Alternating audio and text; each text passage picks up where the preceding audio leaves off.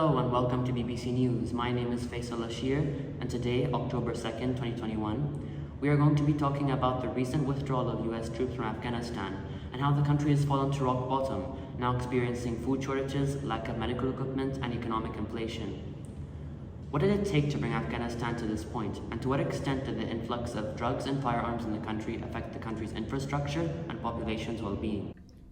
A good portion of Afghanistan's economy is supported by the illicit trade of drugs, firearms, and many other illegal items, from which the Taliban has been found to benefit through earning $300 million to $1.6 billion a year. Since August 30th of 2021, the Taliban swept through Afghanistan, taking control of many areas at an extremely fast rate, which can be explained through their accumulated number of advanced weaponry, as well as the money they had gotten from the illicit opium trade. If the illicit economy continues to thrive and the Taliban begins using violence to enforce their power, Afghanistan's infrastructure and population's well-being will continue to be plunged into even more crisis. But now, where is this all happening exactly? Well, 84% of the world's opium production takes place in Afghanistan. Most opium farms and fields are located in the Helmand and Kandahar provinces, as well as many factories which turn the opium crop into heroin for drug use.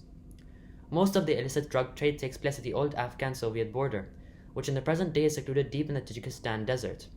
Afghan drug lords mostly trade their heroin with Russian dealers, who then distribute the drugs over countries and even continents, with some drugs originating from Afghanistan being found in Britain and many other countries.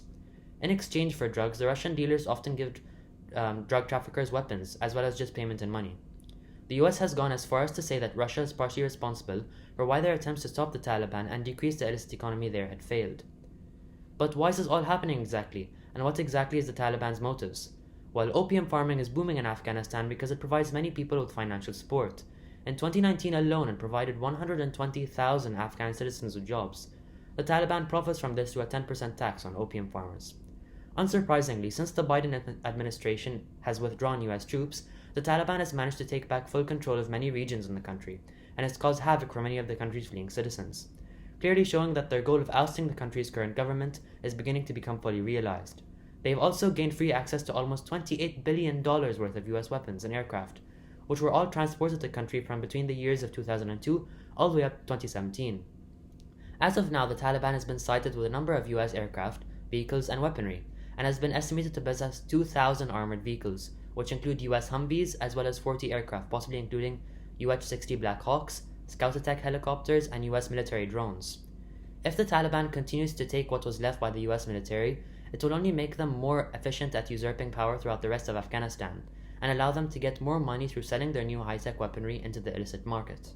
We all need to know the signs of COVID-19 and what to do if we feel sick. So if you have a cough, fever, breathing difficulties, or experience changes in your sense of taste or smell, it might mean you have COVID-19, and you could pass it on to others. If you have any symptoms, self-isolate to protect others and phone your GP for a free coronavirus consultation. If you need a COVID-19 test, that's free too. And if you don't, you'll feel better for having protected others. Because COVID-19 is still a problem. And we're all the answer.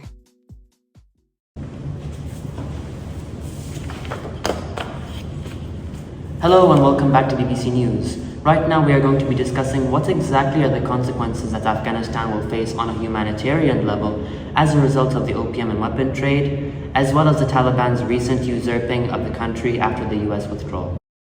For almost 2 decades now, the southern fields of Afghanistan, where most poppy cultivation occurs, has been the scene of intense battles between the US forces and the Taliban. Many markets and fields were brought to the ground and destroyed during these skirmishes, leaving the opium farmers with less to support their families. Around 1,000 drug traffickers are imprisoned and brought to court each year, but they rarely ever catch the drug keepers. Most drug lords use poor or illiterate people to do their dirty work for them, instead of experienced smugglers, because they can pay them less and ask more work from them, knowing that they will do almost whatever it takes to earn a living. Since the Taliban's takeover on the 15th of August, thousands of civilians have been killed and injured, and around 560,000 people were displaced, which include 120,000 people fleeing to Kabul, seeking refuge from the Taliban's attack.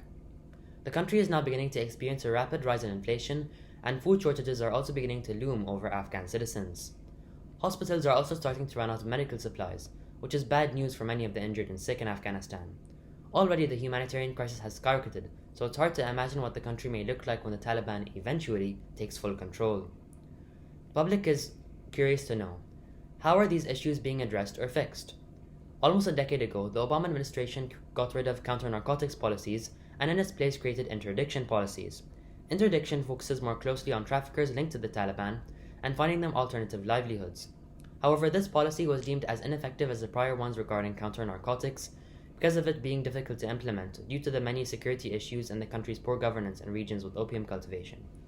In attempts to reduce the number of illegally traded firearms and weapons being circulated throughout Afghanistan, the US has tried to track down and retrieve the 465,000 M4 and AK-47 assault rifles they sent to Afghanistan that have disappeared without a trace since the attacks on September 11, 2001.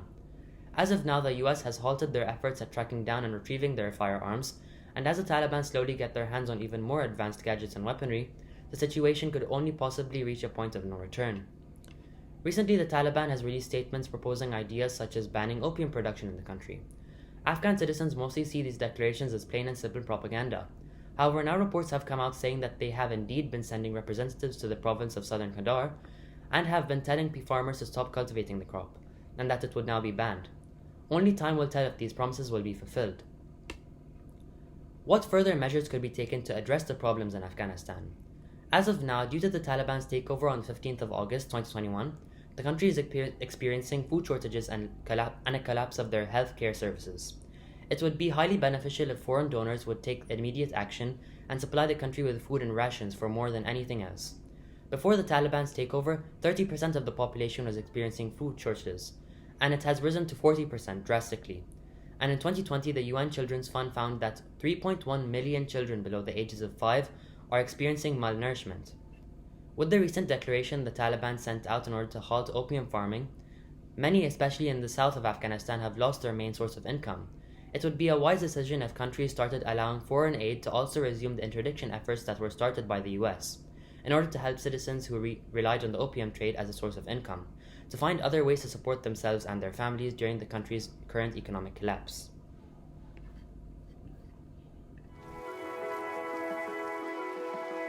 New Dettol TruClean, made with a plant-based active ingredient, kills 99.9% of bacteria and viruses, including COVID-19 virus. Dettol Power, now plant-based. Hello and welcome back to BBC News. Recently, the Taliban has sent out many statements saying things such as laws regarding women's rights and education will be lifted, as well as that they are finally willing to cooperate with other ethnic groups. However, the Afghan people themselves believe this all to be plain propaganda. If the Taliban were to be in full control of the country would probably face an immense humanitarian crisis in the years to come, which has already been playing out with the people fleeing to Kabul, and the country's crippling infrastructure and the illicit economy will probably continue to thrive, regardless of whether it concerns opium or not. Attempts of gaining peace were made when the US convinced the Taliban and the government of President Ashraf Ghani to agree on the country's political future, in order to prevent any more violence. But unfortunately, the peace talks in 2020 did not yield any benefits. By mid-July this year, the Taliban took over 200 district centers, which is almost half of the amount present in the country. The office of President Ghani has said that they are going to make a last-ditch effort to stop the Taliban from overpowering the country's administration by cooperating with the country's warlords and armed power brokers.